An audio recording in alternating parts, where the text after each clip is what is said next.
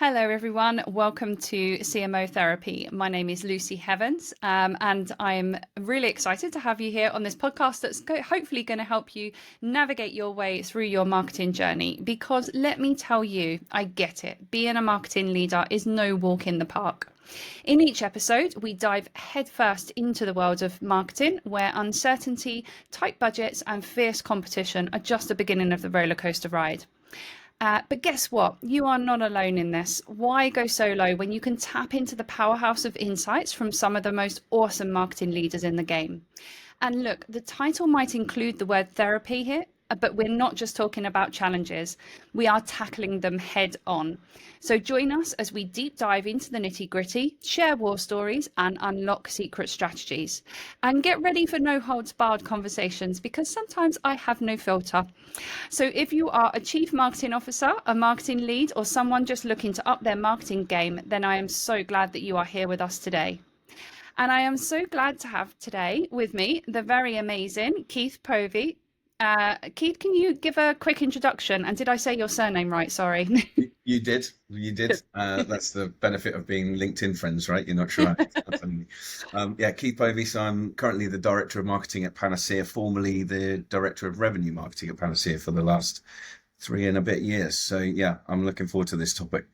Excellent, thank you.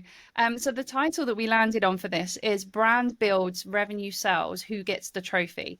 And we came to this as exactly what you just said. So you spent 2.5 years as Director of Revenue Marketing. And this is a new title that's been popping up in recent years, right? I'm kind of fascinated by this because we kind of had an introduction, and I said myself, I sort of sit more on the revenue sort of side of marketing, and sometimes need to be reminded that the value that brand building has, that it brings to the party. But when you get measured on like targets and revenue targets, and you need this, like, you're under pressure to have this kind of clear demonstration of your achievement, it can be interesting, an interesting challenge. So that's what we are going to be talking about today. So let's jump into the first question then, and it's a biggie for you. And it is that whole kind of like revenue versus brand. Sorry to spring this on you straight away. But where do you think they kind of see eye to eye, and where do they completely disagree? You're making me alienate 50% of the listeners straight away, right? By seeing which side of the fence I land on. Where do they agree and where do they align and where they disagree? Well, I think obviously the elephant in the room is brand's really hard to measure and hard to put a value on. Actually, I was listening to one of your earlier podcasts, and the lady you interviewed was fantastic. And she said there's actually a financial assessor that provides value to brands, I seem to remember.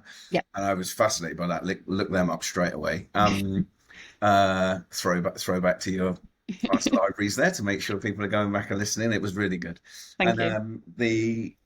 it's really hard to monetize. It's specialized to monetize, and it's specialized to put a value on. And then on the other side, inverted commas, it's easy to see spending return out kind of equation that a CFO or a COO or a CRO wants to see. The truth of the matter is, I think there's probably variables that come with it. I at the moment work for a small cybersecurity startup, 120 people in there. Brand building is immensely important to us beyond return, but return is the most important thing that people will push me on. But with one without the other is a trap. It's a trap door. I could be returning on a million and a half, $2 million spend 4 times, 6 times, 8 times ROI into the pipeline, and the pipeline's converting at 20%, and everybody's happy. But long term, if we haven't built a brand strength in the market, and in cybersecurity, you're talking, it must be in north of 8,000 vendors now in cybersecurity land. If people don't know who you are, they don't trust you, particularly in cybersecurity. And I know the world you work in, right? Yeah. If there's no trust in your brand, they will not buy you. Or slightly less of a risk, but still no less of a challenge. You start at such a cold point of view. You walk in with a value proposition, people buy into that, they understand the story that you're telling, but you haven't got any of that brand equity, that currency with your decision makers, your economic buyers, the wider stakeholders. When it starts to go up and become a board level decision, and the CFO is going, who? Like, if you haven't invested in that stuff, you are constantly putting hurdles in front of yourself. I think when you get a bit bigger and you get to go to the other end of the spectrum, go to the Coca-Colas, and they can monetize and add a value to their brand, I think it kind of just gets melded in with the rest of the spend. But because it's so big, you can understand what damage to that thing would be. So I think they meet like a yin and yang. They're like oil and water. They always will be. But you have to strike a balance, because if you go full brand and you don't show return, you're on a hiding to nothing. The next time budget cups come round, guess what? Gone. No material benefit to the business. You can't prove it to me. It just makes the argument super easy for the people that don't understand marketing to make those cuts. If you go full onto the revenue marketing side and negate the brand, you're basically building a house on sand. Mm. And when you were director of revenue marketing, did you have somebody else that was responsible for brand then? So I'm still responsible for revenue marketing now. It's just my remit's grown beyond that, and actually it now incorporates brand and content. Before, brand reported directly to our leader, our VP, and now it reports into me, so that I think I've got more or less the whole house, apart from product marketing, sitting with me as a function, so that I can tie those things together. When I was in revenue marketing, again, 120 odd people, there's no real big divides. There's no real excuse for me not to be having a conversation with our brand lead every day, multiple times a day. And she's fantastic. So that makes my life super easy, but it has to be a consideration. I think, I know we had some exchanges on LinkedIn and then a chat before this, but I think marketers grow up to be you sort of grow up to be commercial side, or you grow up to be, what would you call it? More, I'm not going to say the word fluffy because I hate that, but like you grow up to be more intrinsic benefits of marketing versus the extrinsic. And actually, when you come to be a leader of an entire team where that sits underneath you, it's on you, it's incumbent on you to make sure that those strands are brought together and they aren't separate. Because if they're separate, they will pull against each other sometimes. And that's just going to create, back to the analogy before, it's just going to put hurdles in front of you that you didn't need to have. Yeah. But actually sometimes I can imagine that pulling on each other from the kind of leadership point of view is actually is healthy. It's not I'm not imagining a kind of you in a meeting room trying to literally separate two people from killing each other. Like Normally that's marketing and sales, right? No, I'm joking. No. And I think it's important to remember as a leader in that scenario that the opinions that a brand centric marketer has and the opinions that a commercial or revenue centric marketer has are both coming from the place of the betterment of the company. They're not banging that drum arbitrarily. They're banging it because from their perspective, they see the benefits of what they're doing.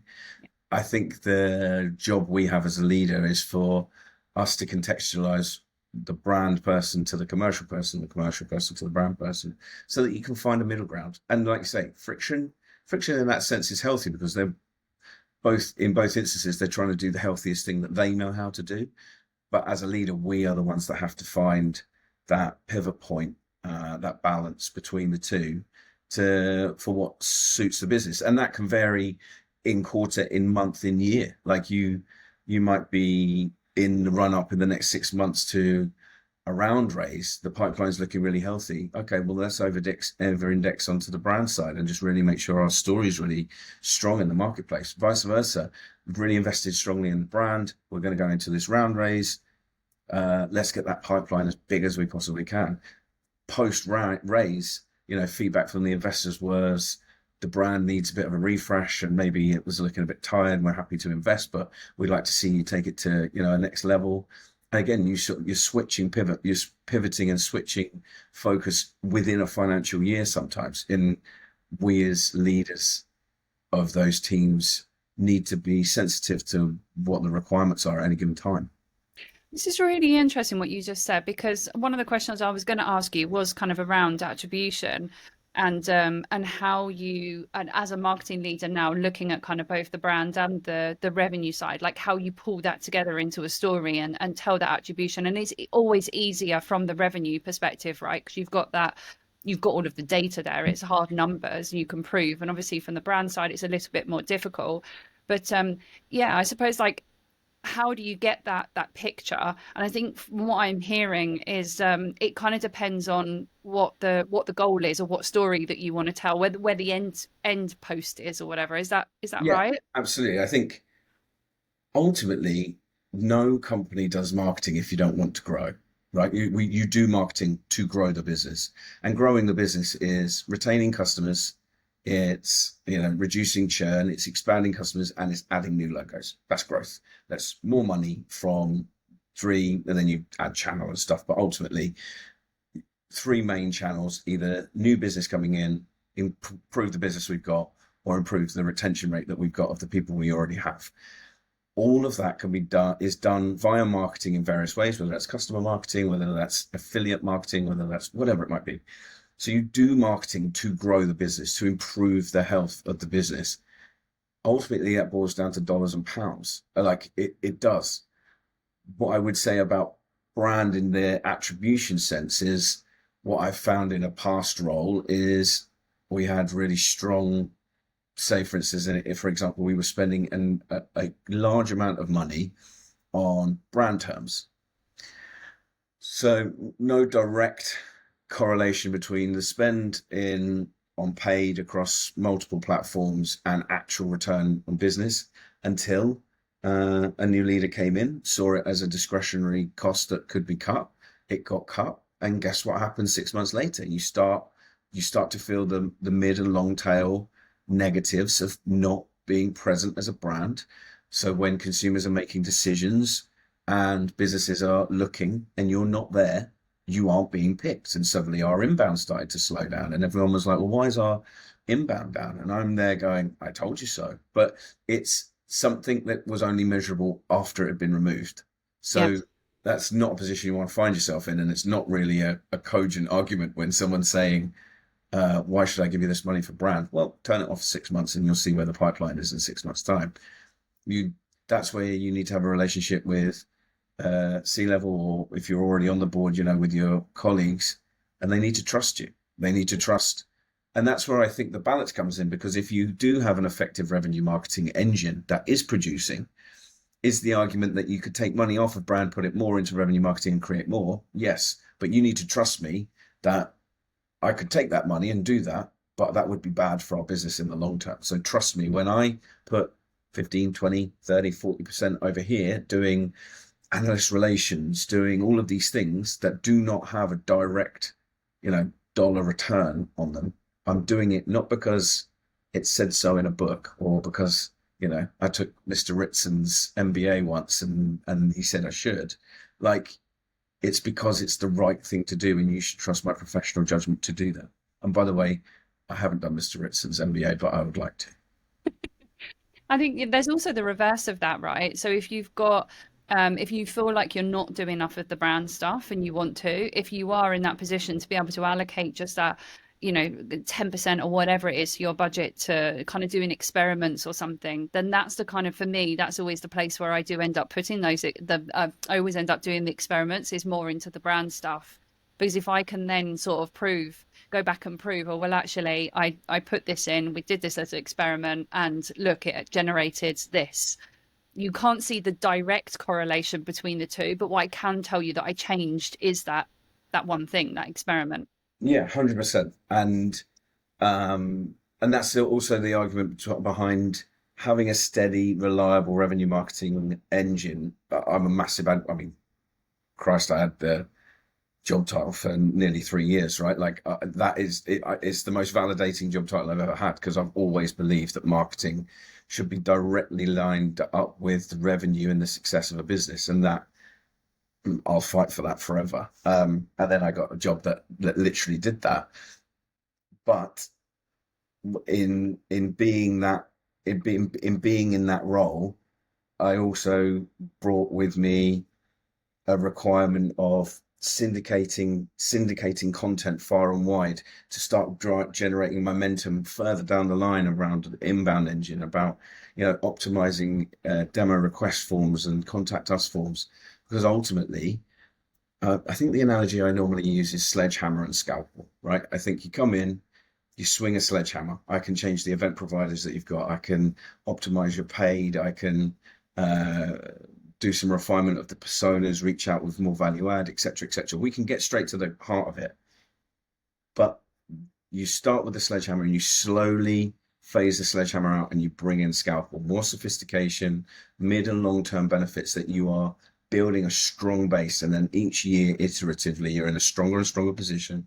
And to your point, once you've got that kind of run rate going, it gives you loads of room to be creative, to try things, to fail fast, pivot, all of those kind of things. But you do need that base. That's revenue marketing for me. My mentality is get the revenue marketing working and in, and then be mindful that you need to strike a balance. It's not it.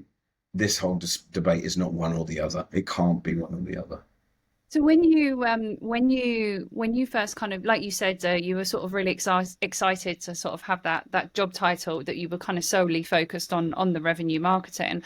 What would you say? It was there like an example or a time where you realize kind of like early on actually that maybe you lent into the revenue sort of marketing too much, and that you sort of thought, oh, hold on a minute, shit, I do need support of the brand here. Like, was Oh, there a time?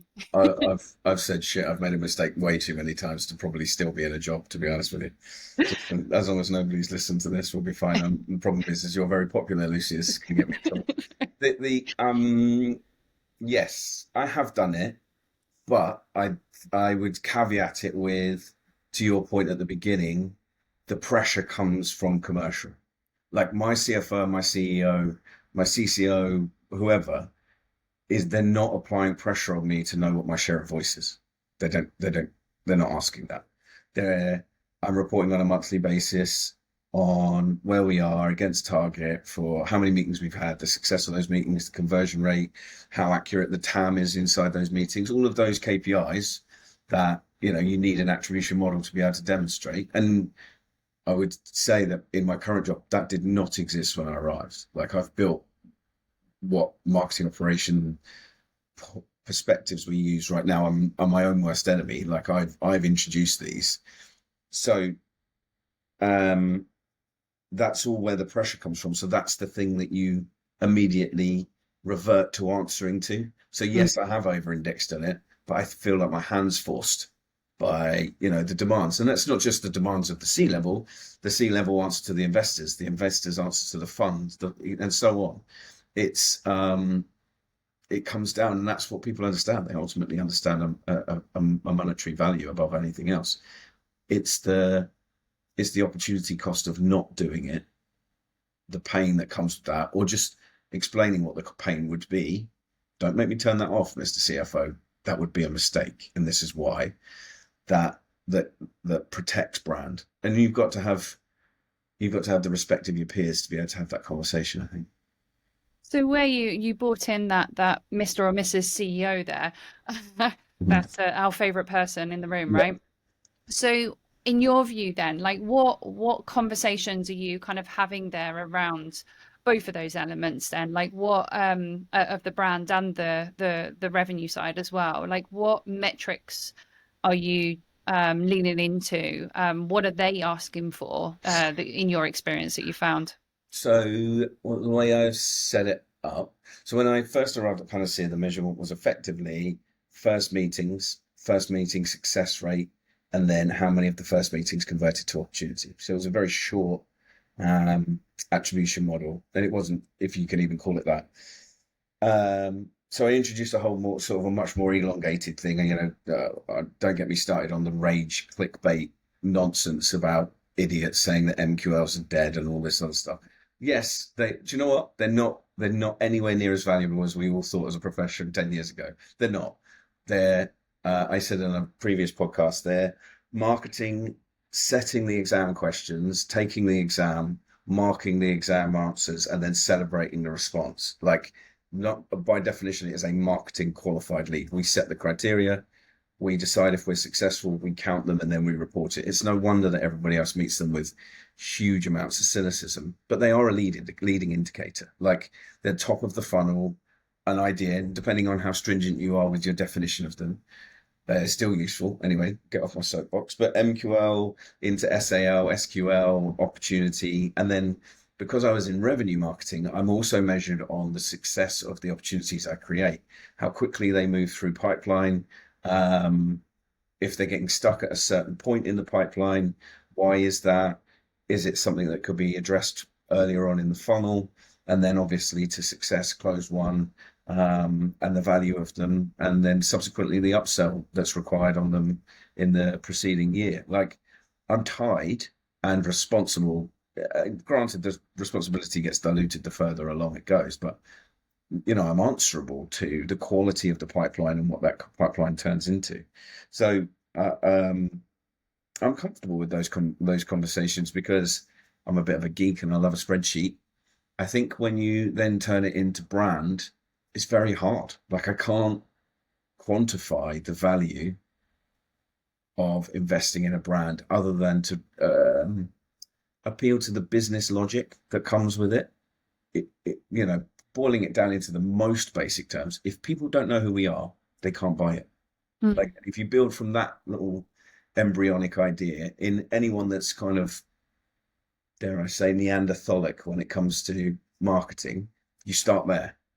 Brand is this. You can go into stories. We like, sometimes brand people can get a little bit carried away, and maybe sometimes I should listen a bit harder. But like, when you can get into the absolute detail and the intricacies of a brand, but really at its core, what is a business and what is the value of that business and what's their story? And we as humans connect with stories. Like, it has to be a story. And if that story is consistent and is it powerful and does it appeal and connect with the right people? And, we did some prospect profiling at the end of last year, and we're having to adapt our messaging a little bit right now because we profiled who's in a deal and the peripheral figures that are involved in a deal. And when we went through it, actually there was some prospect profiles that were unexpected, not necessarily the economic buyer, but for the successful deals that we had, there was particular job roles and particular requirements and responsibilities sort of at the edges that were being involved. And we hadn't considered that in the way we were going. So you adjust on a pipeline and close won, close lost analysis, which is very data driven, and it is naturally bled into our brand story. It's naturally bled into that, and that goes down to investor decks, that goes down into first meeting intro decks, that goes into sales enablement, all of that stuff. You're so right on the kind of the storytelling. It's something I think that's kind of really forgotten, is that the data does tell us everything. I get that. But there's got to be some stories behind it. But you can kind of merge the two. And the way I always think about it is the good old NPS, right? Yeah. Like just asking people, do you love us or whatever, gives you an answer to a question. Or maybe you can kind of count the number of followers that you've got on LinkedIn or something. But actually asking people, will you recommend us, is so powerful. It's such a powerful question. So you've got like both sides of the coin yet there. You've got the kind of the qualitative, wow, that's really super powerful, and then the data sort of side to it. So that's the way I always try and think about it, is how can you turn some of that data, some of that qualitative stuff into something, like into data. But the other thing I wanted to comment on was I always and you might have heard it on like previous podcasts as well. I am a bit of the kind of the deaf to the MQL thing, but I tell you why, and it's really because I love the story that you just told about the like we define it, we set the exam questions. It's so true, and something an exercise I do go through with organisations is I will always get the sales team and other stakeholders to sit down and buy into that qualification criteria or whatever stage. But I think it comes down to it's where we're measured that's wrong, not what we're measuring that's wrong.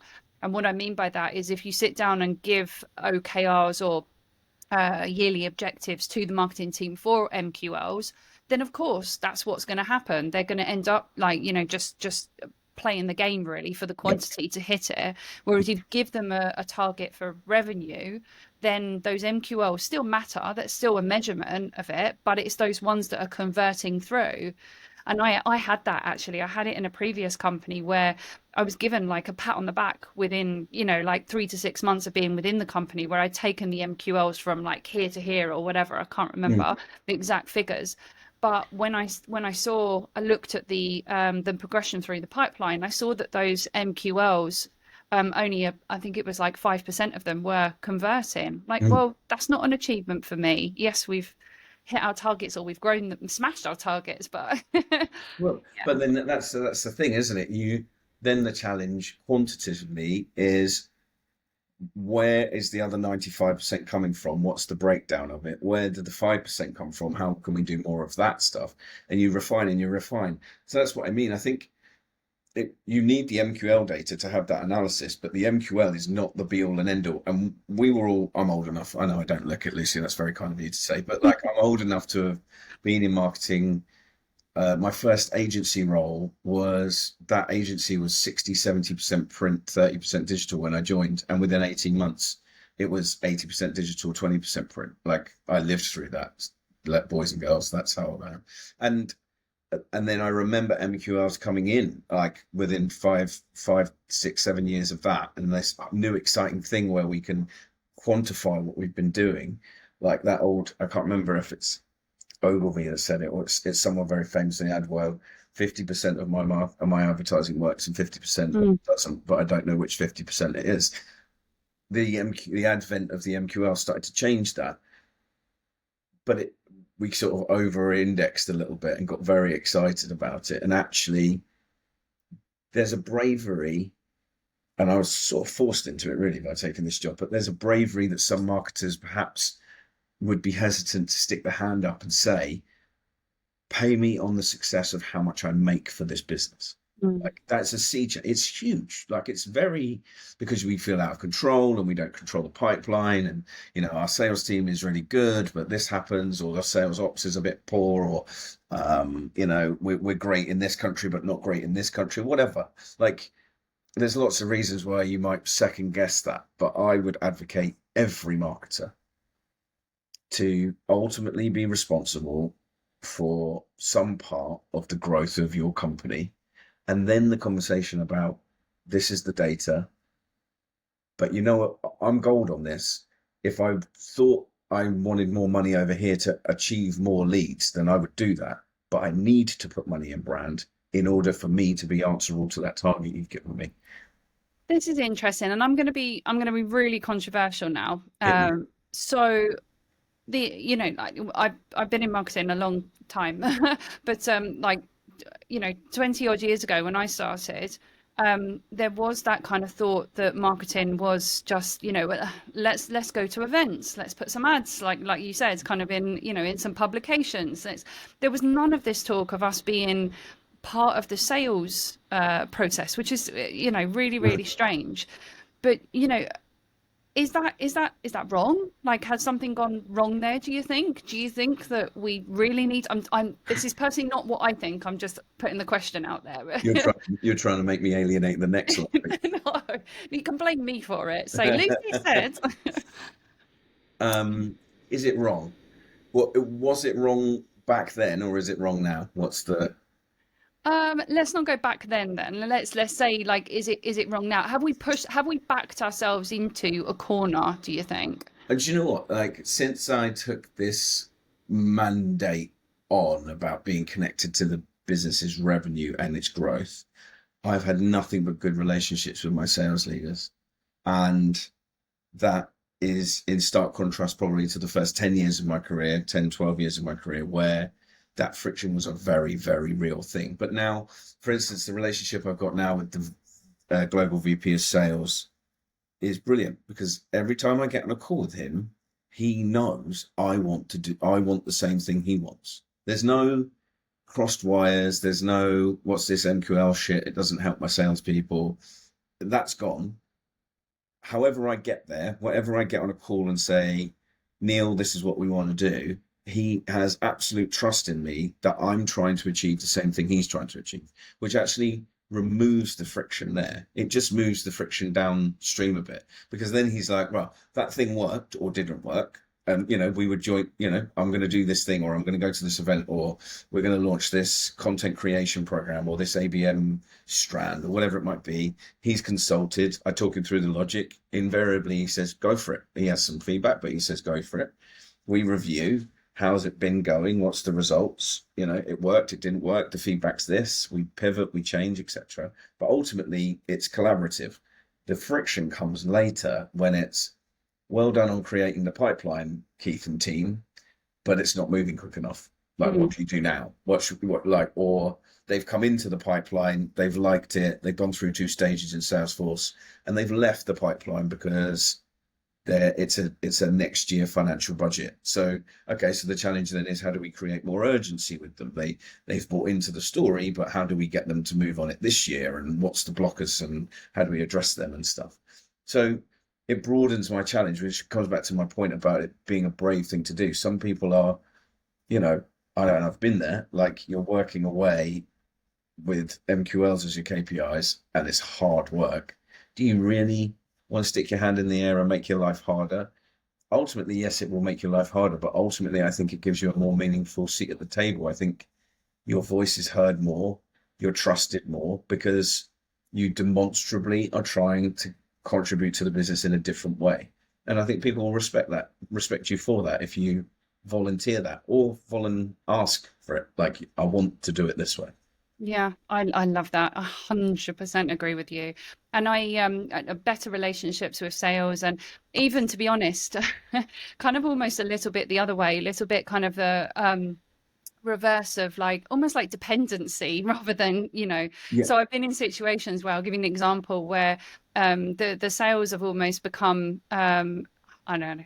And again, I'm being controversial. I'm in that mood today. I'm in a mood. Oh, You it's can Friday. tell. Let's do it. Yeah, exactly. Tear it up. But no, we're almost, maybe they've become a little bit lazy, because, the amount of inbound leads that are coming in and the quality of them is so good Yeah. that they're just kind of just sitting back and, like, just keep them coming, keep them Mhm. coming. I don't have to do anything now.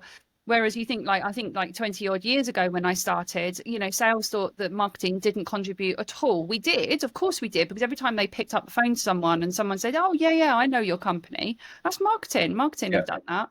But they didn't see that direct impact, whereas now they do. So yeah, I Yeah, totally agree with you. I agree that it can create some complacency in sales, but I'm okay with that. Like, because we're essential, right? Like, Yeah. um, As long as you close the deal, then I'm happy. well, this is it. Like, my analogy, my take on that is, and this is where we get really into therapy. And this is, I know we say we offer up solutions, and we've done a brilliant job for the last 20 odd minutes, but this is a proper moan, right? And I hope everyone that's in marketing listens to this, nods on the train or wherever you are. Salespeople have an opinion on marketing always, because they seem to feel like they are qualified to have an opinion on a color or a headline or a text, or what we should do, or we need to do this, or we should do that. My ask whenever I go into a business is, I'm open to that, because I think marketers naturally come with a different level of EQ to most other departments. I think it's just inbuilt in us, up there with the people team for sure. But only if the sales team are just as receptive to my opinion on what sales should be doing.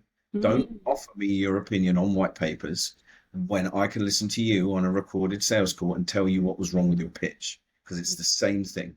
I am just as qualified to comment on sales as you are on marketing. So you want to tell me or my team what they should or shouldn't be doing, you will sit there and you will listen to me tell you what I think you should be doing.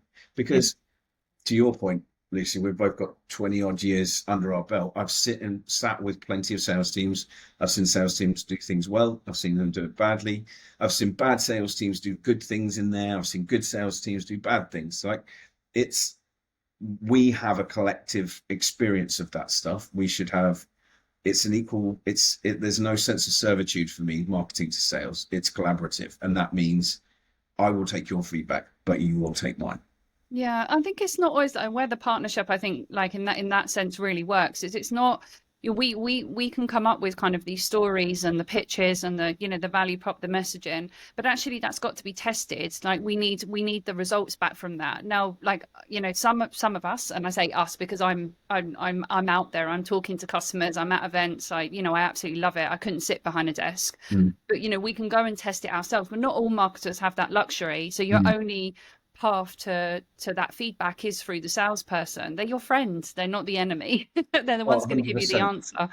100%. And it's such a, invariably, it's such a tough job. And I have absolute respect for good salespeople all day long. But I just think especially now, back to the point of this, especially now, whether it be via brand or via commercial activity or a combination of the two, we can clearly show what we bring to a business. Yes, you can input on what we do, but you will hear my input on what you do. And that's, your slide deck could use with this. Your pitch is not telling enough of a story. Our walkthrough demos are not, providing much of a narrative, or we're not tailoring it enough, or whatever. Our opinions are valid, and they should be just as listened to. Yep. Awesome. Thank you. There you go. We're coming up. I'll calm back down again, Lucy. So, We're coming up to time now. Thank you. sure. Oh my goodness, I could unpack this for forever. But we do have a tradition on this podcast that I get people from my network to ask me, or I say to people in my network, if you had a marketing leader standing in front of you now and you could ask them one question, one burning question, like what would it be? So I have one for you, and it is, if you could swap roles with any role within the organization, any role, what role would you swap with?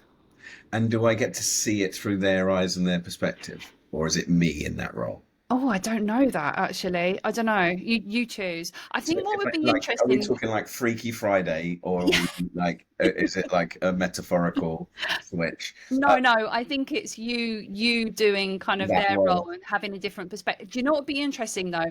Imagine if it was a true swap. So who would you also want to be doing your role? I would like very much. Well, there's two. There's the childish answer, and then there's the business answer. The childish answer is not the good ones, but I've had my fair share of run-ins with salespeople that think they knew better than me. I would love for them to do my job for a month, like running an event. Can you just run? Can you just, that's the worst Can you word. just run this event in Belgium for me? Yeah, sure, it's easy. All I do is send a couple of emails. There's nothing to it. There's not multiple levels of sign-off, virtual cards, shipping, you know, media, like intermediary logistics companies. Getting people into that room in the first place Getting as well. people Like, oh there, my God. booking it, booking the venue, allergy, like the whole thing. Just, Yeah. I'd love for someone who thinks that easy to sit in that. That's the childish answer. Okay. The sensible answer is I would like to be the CFO for a month, and the CFO can be a marketer for a month. Just not, and by the way, the relationship I have with my finance team at Panacea is the best relationship I've ever had with any finance department. And I'm not just saying that. They know that. I've said that to them multiple times. But I do think if and I say CFO, but really the finance function, got to see and experience some of the intangibles that I'm constantly trying to explain. And I'm also on the other end and experiencing the pinches and pressures that they're probably under, then I think, our relationship would get even better. Yeah. Awesome. That's a great answer. Thank you very much. We've come up to time now, but yeah, this has been a really, really awesome discussion. Thank you very much. I'm sure my audience are going to absolutely love some of the takeaways that you've given them. So thank you, Keith. Thanks, Lucy. Really loved it. Thanks. Bye.